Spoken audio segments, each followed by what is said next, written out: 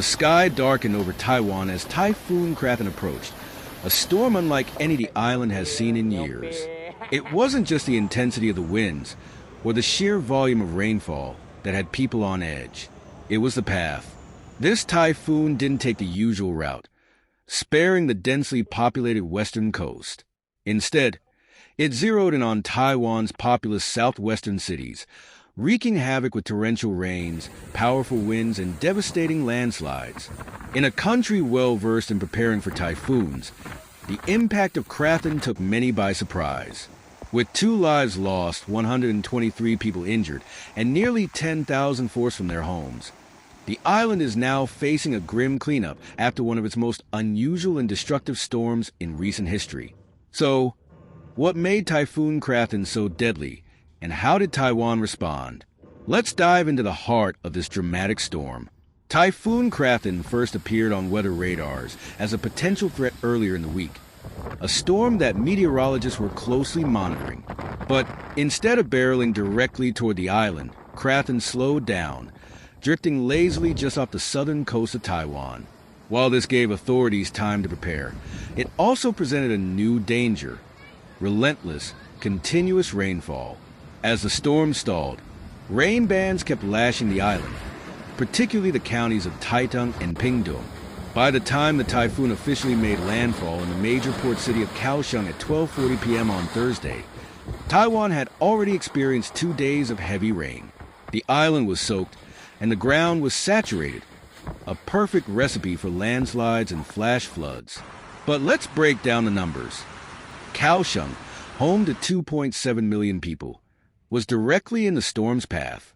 Typhoon Krathon struck with maximum wind speeds of 78 miles per hour, roughly the equivalent of a Category 1 hurricane in the Atlantic. While the winds caused damage, it was the rain that proved to be the most devastating. Taitung County in the southeast recorded a staggering 4.5 feet of rainfall over just 2 days, while Pingtung County received nearly 3 feet of rain. With so much water in such a short period, the region was quickly overwhelmed. The effects of Typhoon Krathon were felt across Taiwan, but the devastation was most acute in the south and east. In Taitung, Pingtung, and even as far north as Keelung, landslides became a constant threat. In some areas, entire hillsides gave way, sending cascades of mud and debris onto roads and villages below. Homes were buried, and roads became impassable. One particularly tragic incident occurred in Taitung County, where a 66-year-old truck driver lost his life after colliding with a massive rock that had tumbled onto the road. In Hualien County, on the eastern coast, a 70-year-old man fell to his death while attempting to prune tree branches ahead of the storm. These deaths highlight just how unpredictable and dangerous these storms can be, even when the worst seems to have passed. Flooding also became a significant issue, particularly in Keelung, a major port city in the northeast. Streets turned into rivers, and many areas were submerged under several feet of water. The government quickly mobilized emergency response teams, but the scale of the disaster meant that some communities remained cut off for hours. Taiwan's government acted swiftly to mitigate the worst of Typhoon Krathon's effects. By Wednesday, schools and workplaces across the island were closed, and the National Stock Exchange shut its doors. All domestic flights were grounded, and many international flights were canceled. But the biggest challenge came with the evacuations. Nearly 10,000 people were forced to leave their homes across several counties. For many, this meant moving to temporary shelters, unsure when or if they would be able to return home. Some were evacuated from areas prone to landslides, while others had to flee from rapidly rising floodwaters. For these people, the typhoon has brought not just destruction, but also uncertainty. Local officials, especially in the hardest-hit areas like Taitung and Pingtung, have faced an enormous challenge. Roads are blocked, power lines are down, and some areas remain unreachable. Rescue operations have been slowed by the continuous rain and treacherous conditions, but the teams are working tirelessly to reach those in need. Despite the widespread destruction, Taiwan has shown resilience. The island is no stranger to typhoons, and its people are well practiced in storm preparedness.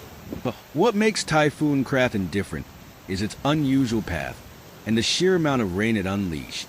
Most typhoons strike Taiwan's mountainous, sparsely populated east coast, but Krathon targeted the more populous and economically critical southwestern coast. In the aftermath of the storm, the government has pledged to support those affected, and emergency relief efforts are already underway. Teams are clearing roads, restoring power, and assessing the full extent of the damage. The priority now is to prevent further loss of life, especially in areas where landslides and flooding remain an imminent threat. The full recovery will take time. For many families who have lost their homes or businesses, the road ahead will be long and difficult. But Taiwan's history of resilience in the face of natural disasters suggests that the island will rebuild as it has before. Typhoon Krathon's impact serves as a reminder of the growing threats posed by extreme weather events, particularly in an era of climate change. The storm's slow movement and relentless rain echo trends seen in other recent storms around the world, where stalling systems have caused widespread flooding and damage. As Taiwan rebuilds, questions are being raised about how to better prepare for these increasingly intense storms. While the island has some of the best infrastructure in the world for dealing with typhoons, Krathon's devastation highlights areas where improvements can be made. Stronger flood defenses, improved early warning systems, and better support for vulnerable communities will all be essential in the years to come. Typhoon Krathon has left a lasting mark on Taiwan. Lives have been lost, homes destroyed, and communities uprooted. But in the face of such devastation, Taiwan's resilience and spirit are unbroken. As the island begins a long process of recovery, one thing is clear. The lessons learned from Krathon will shape Taiwan's response to future storms, ensuring that the island remains strong and prepared for whatever comes next.